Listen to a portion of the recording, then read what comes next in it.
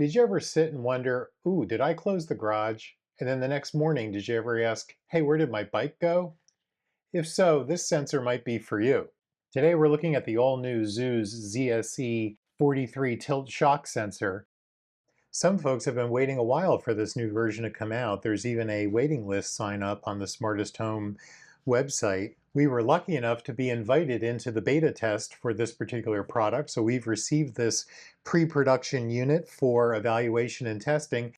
And as usual, we'll not only explore the device, we'll run it through the Z-Box, Hubitat, Home Assistant, and we'll even attempt to connect it to an IQ4 panel. So please join me and let's get into it. Some of the links in this video and its description are affiliate links. If you choose to use them, thank you. They help offset the cost of creating content for Save the Panel community at no additional cost to you. Before we get into it, first a big thank you to Zooz. Zooz sent me this ZSE43 pre-production unit free of charge and brought me into the beta program, so feedback I gathered here on the bench goes straight to the team. If you want something changed, say so in the comments and I'll pass it along directly to them. The usual disclaimers here: this is a pre-production unit, so hardware and firmware can still change, and consider what you see here to be a moment in time and not necessarily the shipping product.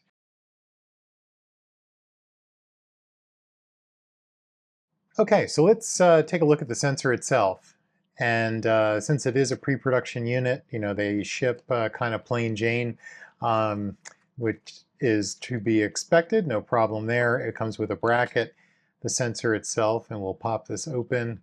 They did give me a little plastic guy to do that, but I'm too lazy to go find it. But as you can see here, it does have the 2450 battery, which is different than the previous model.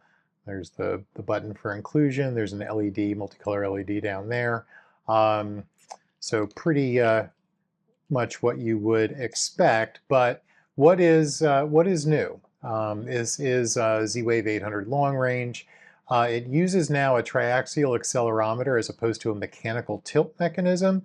And I know for some mechanical tilts that I've worked with in the past from other vendors who are some of them non-Z-Wave, they can be very temperamental, they can stick, so this should be a nice improvement. As I said, the battery is upgraded to a 2450 from a 2032, so hopefully it'll get better battery life. Physical size is the same as the ZSE44 temp sensor, which is 2.2 by 1.3 by 0.4 inches. The LED, which you can see through the front cover, probably can't see it here because of my bright lights, but what it does do is it lights up once for a shock event and once for a tilt event, which is nice. And also there's the ability to manually calibrate the sensor, which I did have to do quite a bit. It took I had to get a little feel for it, honestly. But once I did, it worked very well and was pretty darn reliable.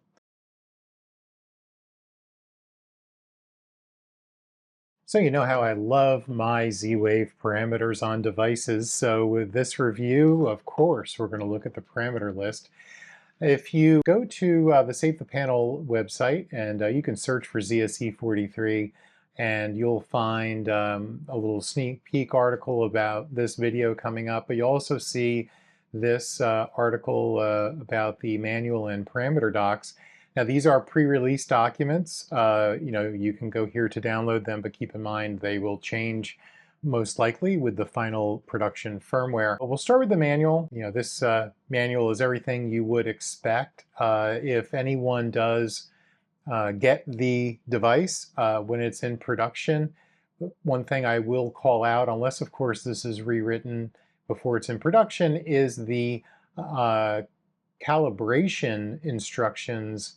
I read this several times and missed it, but it's actually down here under sensor mounting. And let's see here. I'm sorry, troubleshooting, tilt not working. If the surface you've mounted the sensor on is not exactly perpendicular to the ground, you may need to manually calibrate the sensor and it starts here. Calibration can be initiated from the parameter 16 or with a button press, which continues to up here at the top of the next column. I believe Zooz is going to put a sticker or a note somewhere in the box about the calibration. I found that this calibration process does have to happen right after after you join the device and you mount it in its permanent home. We need to execute this calibration steps. Pretty important. Zooz may adjust this manual to make that more front and center. But as usual with their included manuals, these are pretty good. And you'll see here other things like this tilt is both vertical and horizontal that it will report, which is nice depending on the use case that you might have.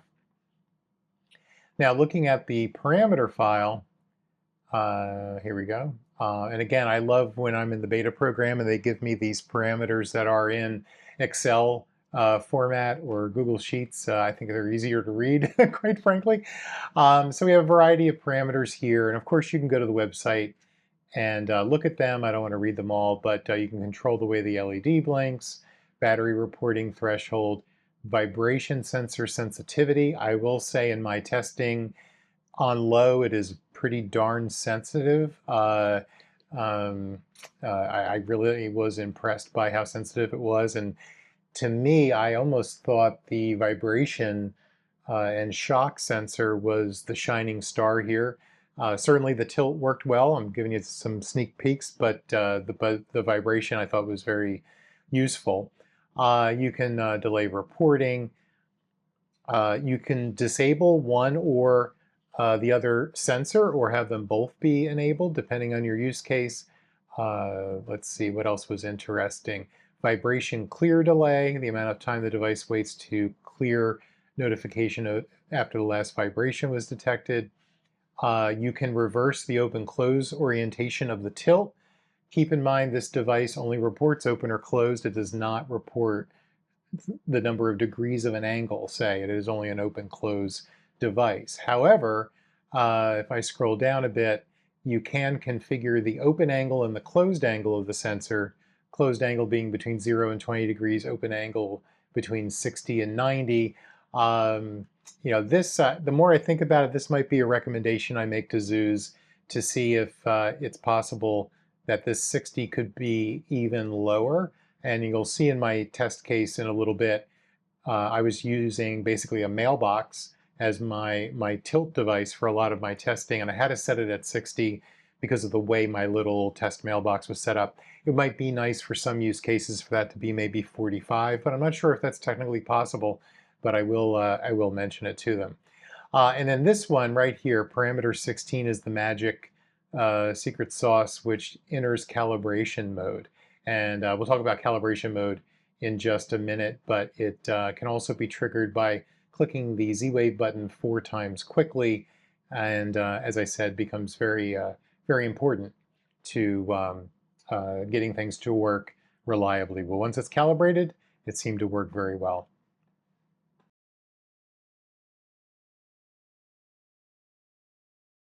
So for this test of the tilt sensor, I thought everyone's going to do a garage door, but what if I do something different? What if I do a mailbox? So I had this brilliant idea, not so brilliant in retrospect, to order this little novelty mailbox and adorn it with some LED strips to make it look cool. So this is what I built. So basically, I mounted this mailbox to a piece of 1x4 that I sanded down and put LED diffuser strips around the bottom using a 50/50 RGBW LED strip and a Zen 56 dimmer to control it all, which I wound up putting in a little box in the back and powered it up with 12 volts. And then, of course, added it to the Z-Box, where I built some automation scripts for open, close, and shock. If anyone wants to see those scripts, just drop me a comment and I'll think about posting it somewhere, probably on the forum. So then I thought I'd mount the sensor to the inside of the mailbox door, just like you might do on your actual mailbox. and I'm just going to save everyone hours of time because I worked on this for almost an entire day. Long story short, while mounting it on the inside of the mailbox door on my real metal mailbox at the curb worked perfectly. In this little novelty mailbox, when the door is closed, it blocks all Z-Wave signals. So I don't know if this thing's got lead paint on it or what, but it definitely was a huge interference source. So I'm going to skip ahead in my videos here and show you you'll see the testing with the sensor on the front of the mailbox door, and that's because we had to do that because of my test mailbox. But don't be discouraged by this because in a real USPS postmaster approved metal mailbox, the device has no trouble working inside the lid at all. And by the way, I tested that from all the way at the curb, both mesh and long range, and they both worked perfectly fine. So this is just something with this weird novelty mailbox that I purchased.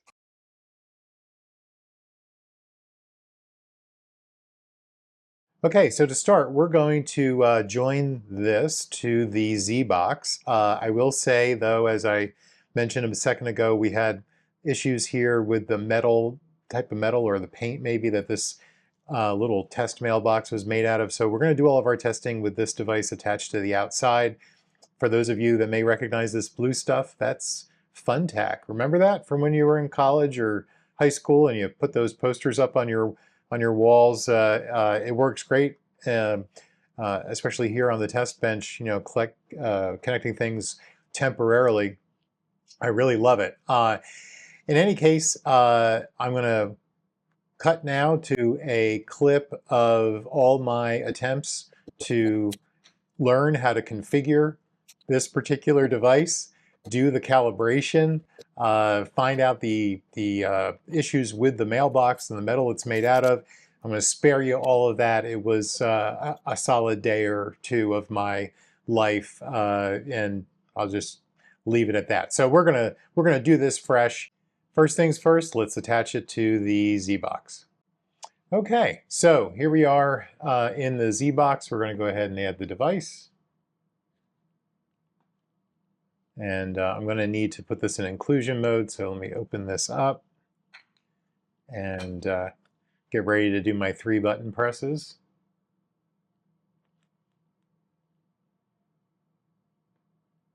And do our pin.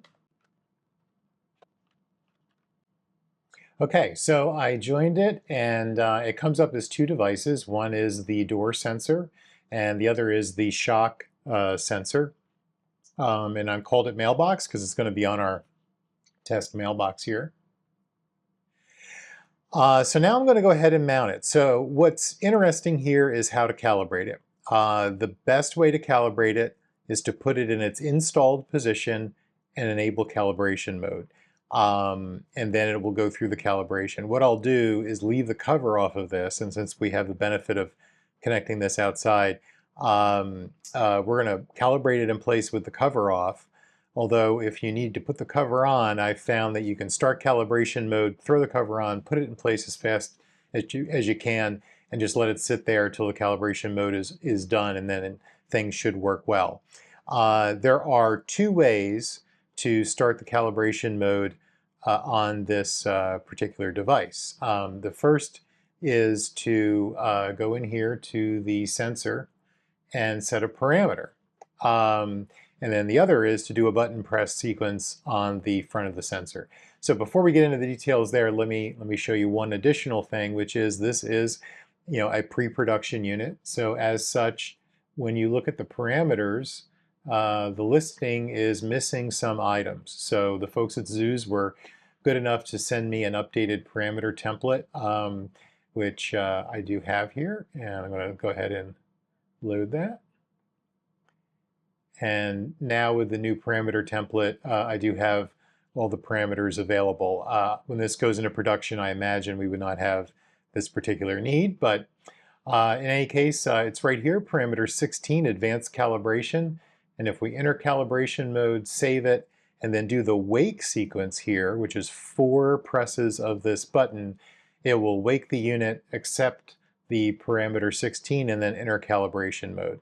So what I want to do is change my camera around so you can see this close up and see the LED sequence on the bottom as it goes through calibration mode. Okay, so let's go ahead and do the calibration here based on setting the Z-Wave parameter 16. So let's go in here to the device, to parameters. Here's parameter 16, and we're going to enter calibration mode and save, and you'll see here that that's a queued change. So what we have to do is press this button 4 times to wake it up and accept the parameter. But what we want to do is get it in its permanently installed, or ideally installed location first, which in this case is on the outside of this mailbox. And we're going to wake it up by hitting this 4 times. Oop, I think I messed it up. There we go. And now you can, I'm holding this up in the air, which is going to be a bad calibration, but I'm doing this just so you can see the light sequence. It flashes green and red, or sorry, blue and red quickly throughout the sequence, and then at the end will flash, I believe it's just green saying it's ending the sequence, and then the light will go off when it's completed. I didn't time it. I think it takes about 60 seconds.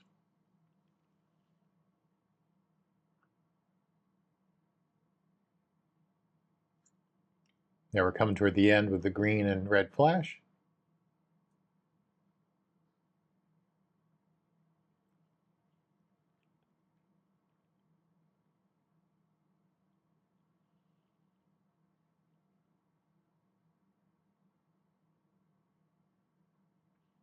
And we are done. So we're calibrated at this point. But what I'm going to do now, because that was really just to show you, is I have to recalibrate it in its actual position so we can test the open close of this mailbox. So I'm going to do that one more time. Okay, so we are now calibrated. So let's take a look here. So we have the door sensor and the shock sensor. So first of all, as this encounters shock, you see it flash that red LED, and you can see here that shock was noted and then shock cleared. And really the only place you can see it is right here. I'll do that one more time. So yeah, lit up red, and we have shock here, and shock goes away. So it's pretty much instantaneous from a shock perspective. Now, as far as opening this door, before we do that, let's take a look at the parameters that are set. Now this probably is retained. Let's see if it's retained the parameters from before. It did not. Okay. So it has gone to the default, which is, and with the latest version of firmware, an opening angle of 10 degrees or more is going to think that, a closing angle of 10 degrees or more means it is closed between 0 and 10 degrees. And the opening angle right now is set to 80. So once we exceed 80 degrees, it'll think it's open. But because of this knob on here and opening it flat to the desk here, 80 might not be actually achieved because of the angles. So I'm just going to back this down to 60 degrees, which is the lowest that it can go. And we're going to save that. And I'm going to do the wake sequence of 4 presses. Okay, there we go. So it's now set for 60.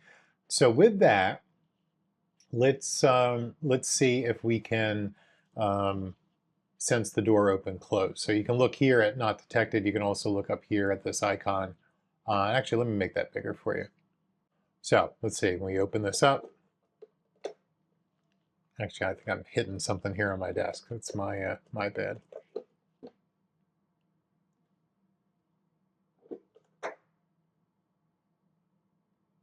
There we go. Open, close, open, close. Okay.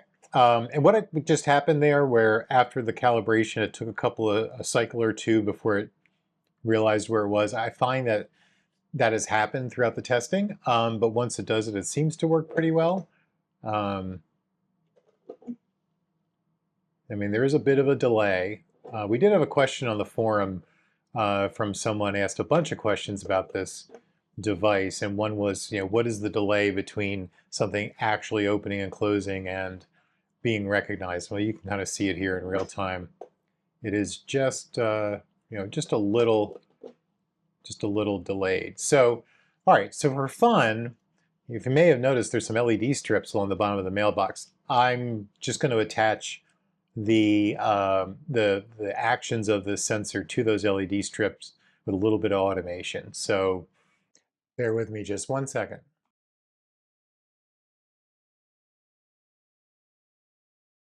So let's see, we have open, and when it's open, I have these LEDs turning green. When you close it, they turn white.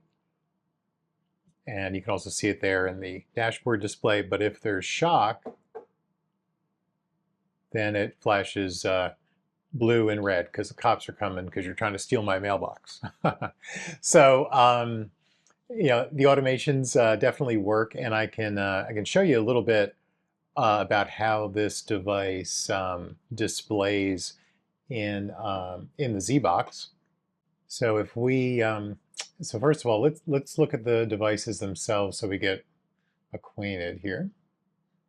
So 543 is the door and 544 is the shock sensor side. So if we go into scenes, and I have my scenes down here that do all the light changing, but let's pick this mailbox RGB scene, which is a block scene type. And you can see here that on the test bench, I have the door sensor, and I'm looking for a state of opening detected using it as a trigger. And then I'm commanding that RGB strip, which is a Zooz RGB dimmer to be in a green color and set the brightness at 65. Pretty simple. But if we were to look at this door sensor, you get an option of state. You get an option to look at the battery level. There's an access control as well. Is it open or is it closed? And there's also the home security piece about tampering with the cover removed. This tampering is, I believe, equivalent to the shock sensor, but I have not actually tested that. But for our case here, we are actually going to do the state, and the state being that opening is detected. That's when we're going to turn it green. Similarly, on the other side, RGB normal here, this turns it white when it's closed, so the same deal except we're doing state is opening canceled, and then we're going to set things back to white, turn the brightness down and set it back to white. And I'll put a copy of the Lewis scene out there. There was two, if you can see here. I did one that was called Mailbox Shock, the other Mailbox Shock with Grace. And the point of this Lewis script is, first of all, it looks for, this is basically saying if the shock sensor goes off, that's great.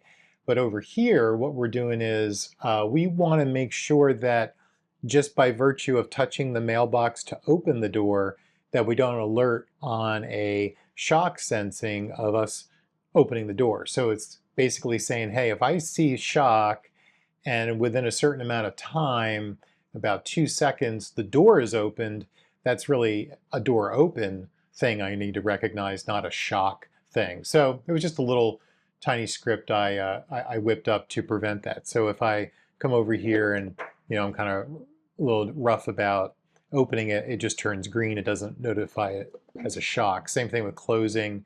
That action is really just me closing it, not a shock. But if I go here and I'm like roughhousing with it a little bit, and I don't actually open, now I'm doing the flash for shock. So I think it's pretty cool, how you can blend those things together. And you can do this on any platform. I just decided to go the extra mile here on the Z-Box. As we get into the other platforms, I won't automate the LED strips actually, and we're just going to worry about the sensor itself and how it attaches. But all in all, it was very functional, and definitely did work. But let's just one more time, let's take a look at the response times here for, that's like instantaneous for shock.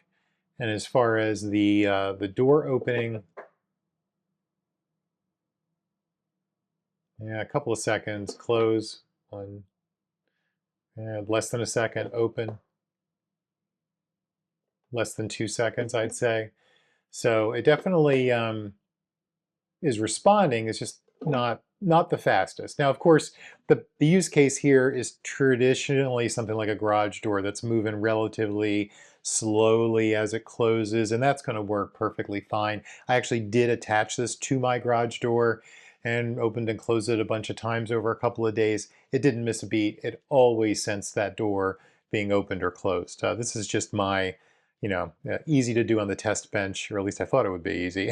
Way to test the sensor.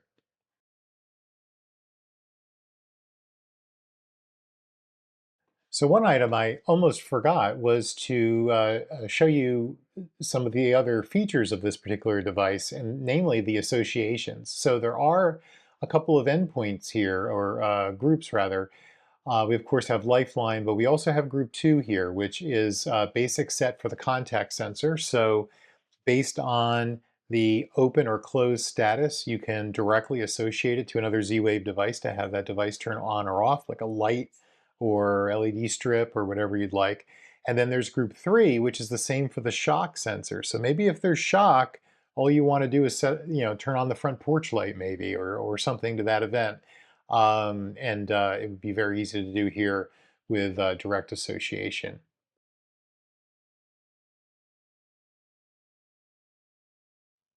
Okay, so let's connect this to the Hubitat.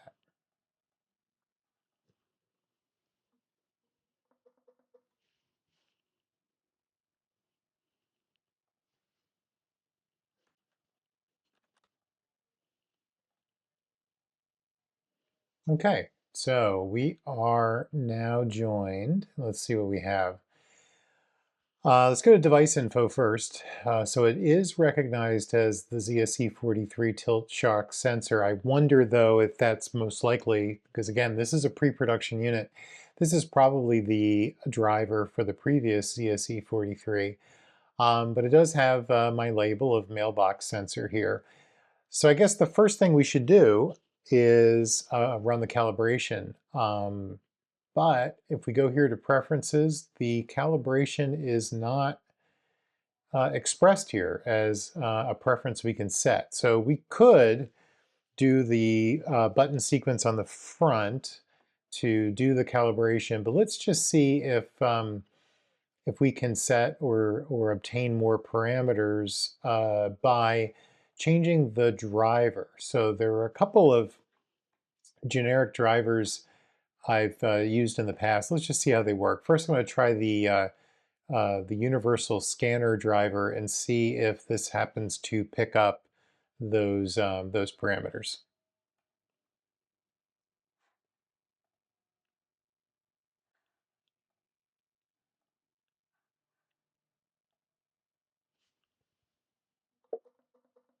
Doing the wake up command of 4 presses, and it says processing completed here, so it did do something. Let's go to preferences, see what we have. Um, Nothing too exciting, but we do have the ability to manually do a parameter. So let's go ahead and give that a try. If I remember right, that's parameter 16, but let's look it up real fast.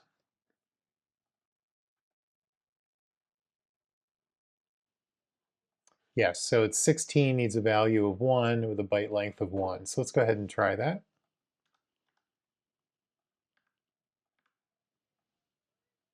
So we submitted the command. Let's do the wake command.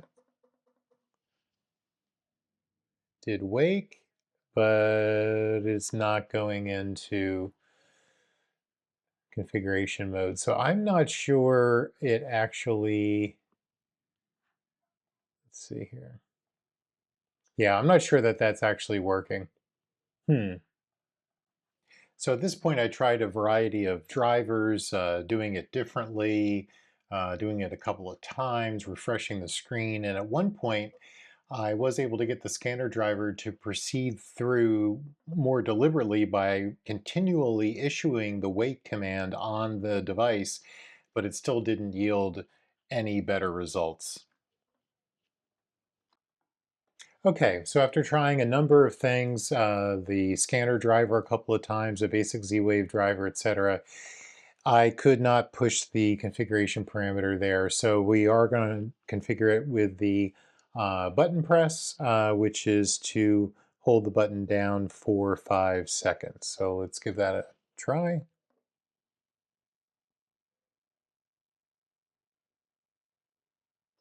And there it goes. So we're going to let it go ahead and calibrate.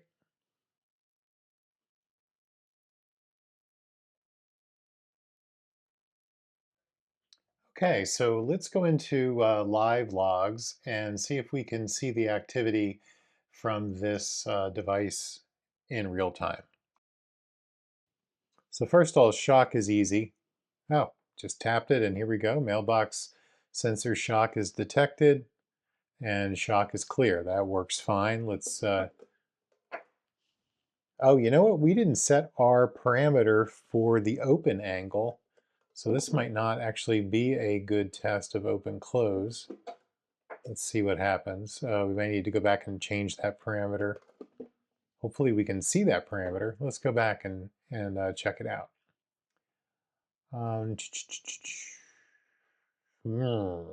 Let's see a way for us to actually change the open angle parameter either. And it's going to be the same issue as before. So let's go back to the logs and play with this just for a second. So we're back into live logs. And let's do this. Let's make the angle greater by, I'm going to lift it up in the air a little bit, open this up and hyperextend the open. Oh, there you go. Contact sensor is open. And now it's closed. So it is working. It's just we can't set the parameter to be the right angles, but it certainly is working fine. And seems to be very quick, just like it was on the Z-Box. There's some delay in the live log, of course, but even the shock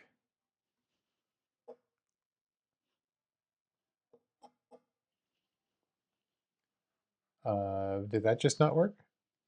There we go. So yeah, shock detected and then shock cleared a few seconds later is working. So I think that's all good here. The big issue is we need a better driver so we can get the parameters to set the way we want to get this thing configured properly for the use case you have.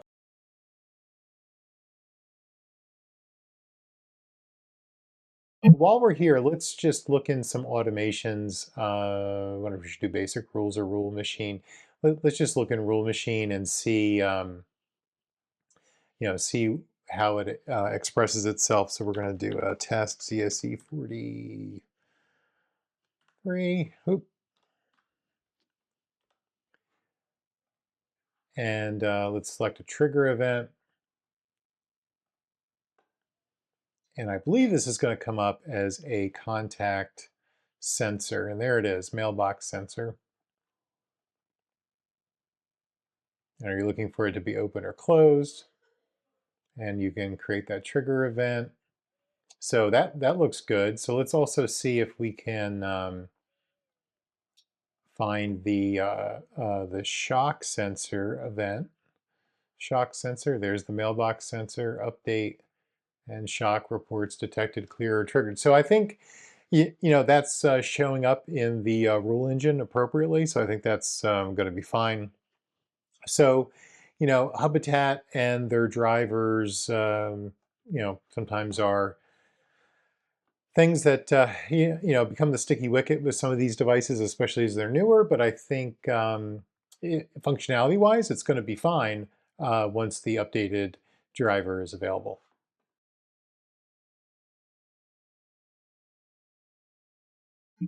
Now, also, you may be asking which version of Z-Wave am I running here? This is a C8 Pro, and I should be in ZIP. Let me see if I'm not. Maybe I'm fibbing to you. Oh, I am in ZIP. Okay, so this was a ZIP test. I wonder if we switch to Z-Wave JS if we get any additional goodness. Let's go ahead and do that. That's the beauty of being here on a test bench, but we'll cut away and come back after this reboots. Okay, we're now booted in Z-Wave.js, so let's take a look around. So at this point, I thought, let's try looking at the scanner driver and see if we can get this to populate some parameters and preferences in a better way. And scan looked good. Wow. So look at that. So we are we are using the Z-Wave Universal Scanner, but now with JS as opposed to ZIP, and it worked. We were able to query those parameters. Oh boy, this is exciting stuff, right? So yeah, so let's just find right here, tilt sensor calibration. We'll set that to 1, and we will save it and do our wake. And look, it's calibrating. Oh, Z-Wave.js to the rescue. So this is exciting. Although that configuration seemed to go really fast, didn't it? I was too busy saying how excited I was.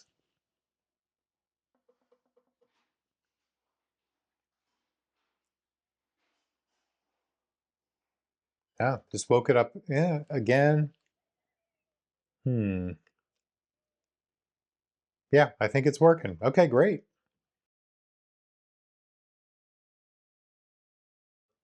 Okay, so now that that's working, we can also go in here and fix our open angle to be 60, which we need for our test.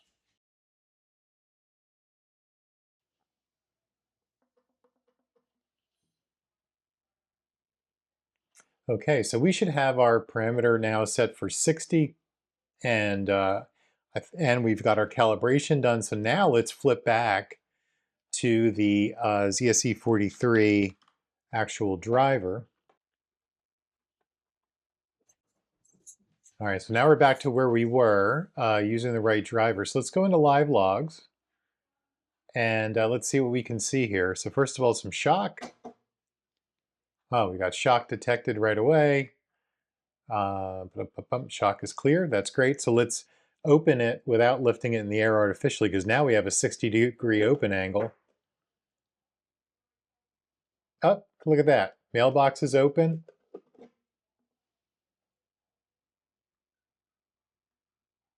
Mailbox is closed. I don't know if you can see that, but the shock sensor is real sensitive here. So there's open, contacts open, and it's closed. So yeah, this is great. So that appears to be the ticket to happiness on the Hubitat, right? If you have Z-Wave.js enabled, you'll be able to use the universal scanner driver to set the parameters and do the calibration, and then flip it back to the older ZSE43 driver, and you have functionality.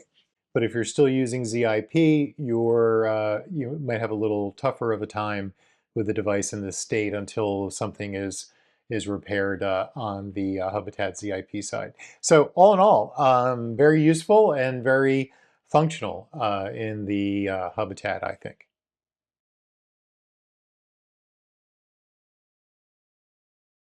Okay, so let's go ahead and add this to Home Assistant.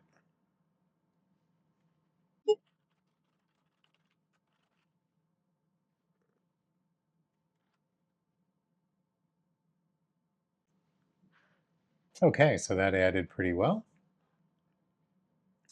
And here it does pick it up, which is great. And let's see, we have all the configuration parameters, which is good. So let's do the calibration of the sensor again.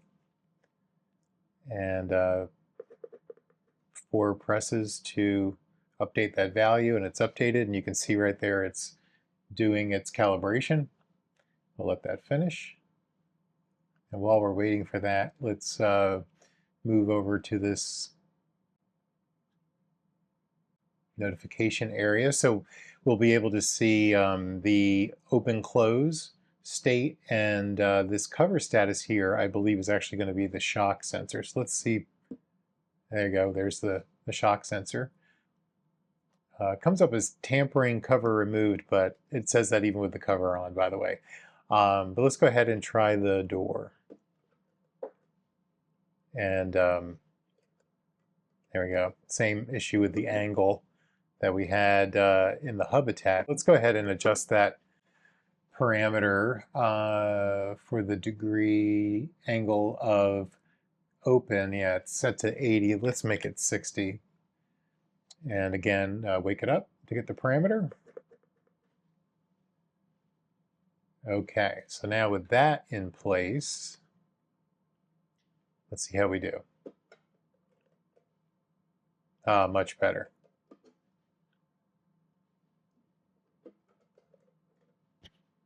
Okay.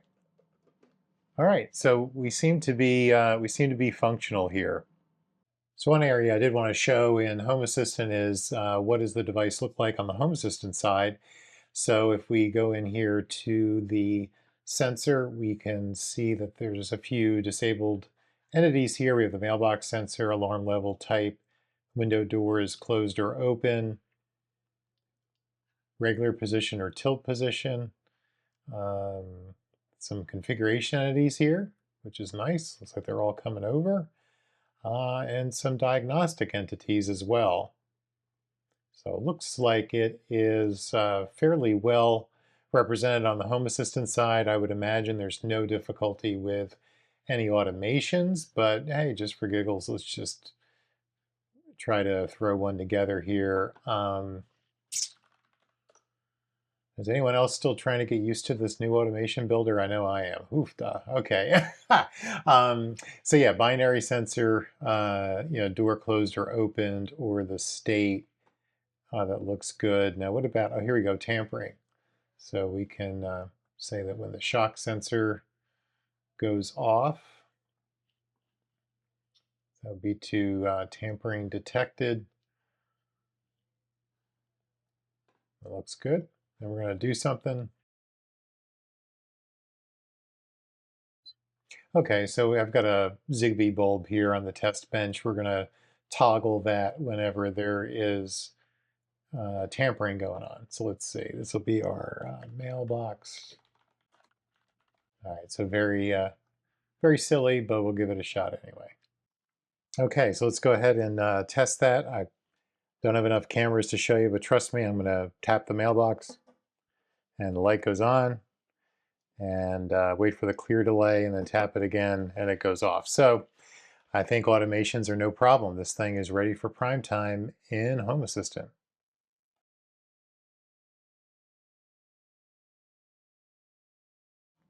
And just because I'm a glutton for punishment, let's try to add this to the IQ4 panel. Now this should not work hardly at all because officially Z-Wave sensors are not supported in the IQ. But let's join it up anyway and see what happens. Enter user code. Okay, so let's go ahead and add that.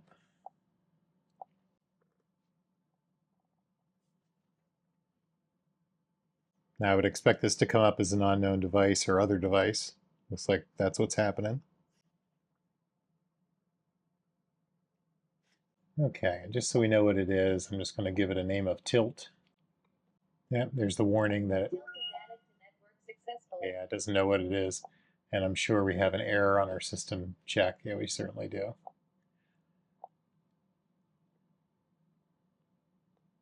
Yeah, so it's really kind of useless. I mean, it added to the Z-Wave network, but it's not going to be eligible for doing anything at all. I suppose you might be able to build a direct association to another Z-Wave device on the network in theory, but it's really just not worth it. And we covered that in other videos because you wind up with this error constantly on your panel, so it's just really not worth the effort. But if you're curious, let's go ahead and let's give it a shot. So here's our tilt sensor. Oop, I'm in the wrong place. So let's take this tilt sensor, and there's a set for shock and contact. So let's just do shock first because that works pretty well. And We'll turn on our trusty bedroom light. Oh. I don't know if you've come across this, but adding an association to a battery-powered device is a bit of a catch as catch can thing here, where you have to resave it and wake the device almost simultaneously, but eventually it does work and does come over. Okay, so let's see. Oh, it does work. Look, the bedroom light turned on. Very interesting. I wonder which one's working.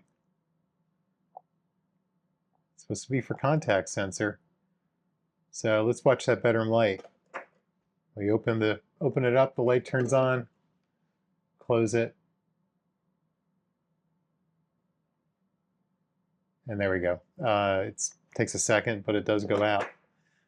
So, hey, direct association saves the day a little bit, but I wouldn't recommend using this only because it's not fully supported. And there you go, that close doesn't seem to be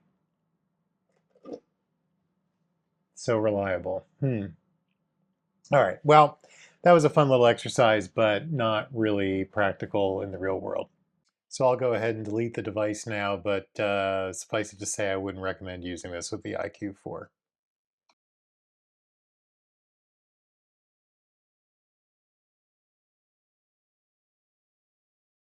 So as I alluded to earlier, we had someone reply to my post here on the Save the Panel site about this video that I was doing, and this person really gave me a nice laundry list of items to cover here in this video. So I just want to make sure we covered them all and maybe add a few more tests. So I did answer the questions I knew of in the post, but let's just go through these one by one. Does the upgraded accelerometer report on an actual angle value, or is tilt still just a binary state? So it is a binary state, but the accelerometer does use gravity, and it is able to handle tilt in both directions, front, back, and side to side.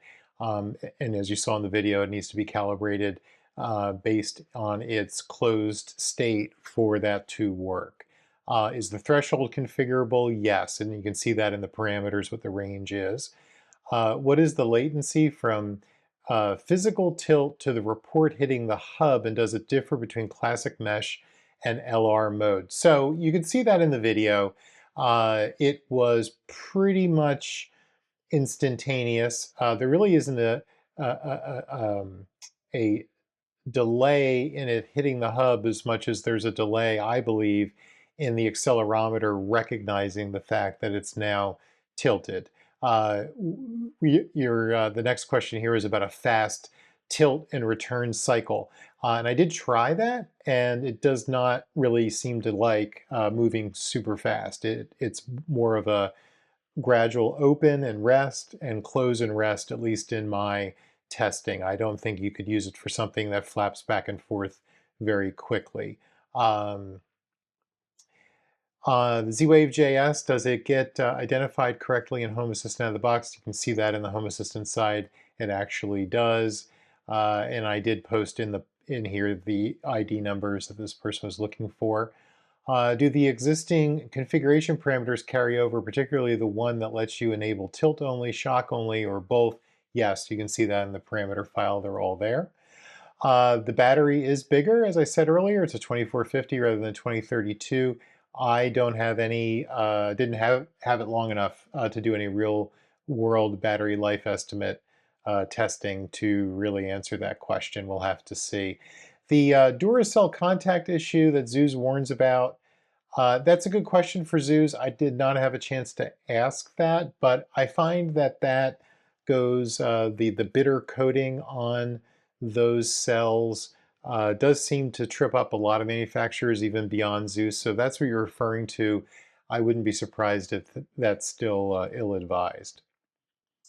Physical dimensions of the new body, I included that in the video already, including the actual dimensions earlier.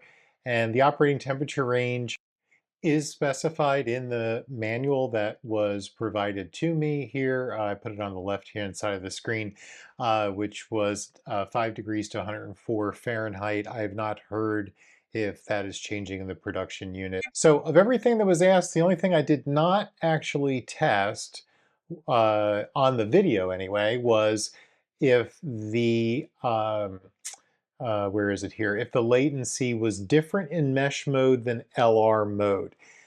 I didn't specifically do a side-by-side test, but what I did do was I ran the Z-Box test about 3 different times, actually. You only saw in the recording here one of them. And the first 2 tests were all in LR mode. The one that was done for the video was done in mesh mode, and the performance was the same. While I didn't sit there with a stopwatch, I really did not see any difference in classic mesh mode versus LR mode. So I hope that additional information really helps. And of course, if anyone has any additional questions, please feel free to comment on the video or comment here on the discussion forum in this thread.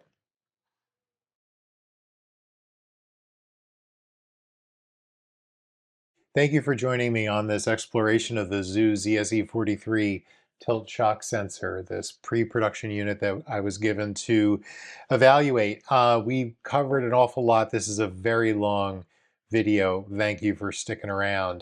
So just to summarize quickly, the Z-Box, full functionality. We did require the JSON file for the parameters to be expressed, but that's because it's at beta stage. I fully expect that we will not have that shortly after release, and there'll probably be an update to the Z-Box to handle that. Hubitat was tested 2 ways, with the legacy ZIP implementation of Z-Wave as well as the Z-Wave JS, and JS fared much better. Both were functional technically, except ZIP was really not possible to set certain parameters, even with some usual workarounds like the Z-Wave scanner driver, whereas in JS that was successful. So JS is definitely the way to go if you're an early adopter with Hubitat. Home Assistant was full functionality. It was great. I was very impressed with that. And of course, we had to give it a shot at our old friend, the IQ panel. As I said earlier, it's not supposed to be supported at all, and it really is not. We had errors in system check. I would not use it, but I did show that we could do some direct association with it.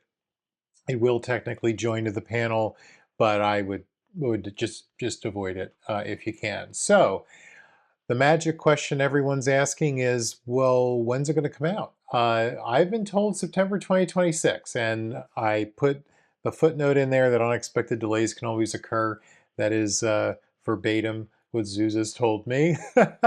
And when it comes to manufacturing, there can always be delays, so that is to be expected, unfortunately. But there is a waiting list on the smartesthouse.com site. If you go there and sign up, if you're anxious to get a hold of some, you'll be the first to know when they are released. Wow, this is a long one. If you're still with me and you found this video helpful, hit that like button and share it with others so you don't keep us a secret. If you have questions, want to see something particular in a future video, or just want to share some love, drop a comment below. I read and respond to everyone personally. Be sure to check the description below for product links, resources, and more details from the test bench. Until next time, I'll see you online.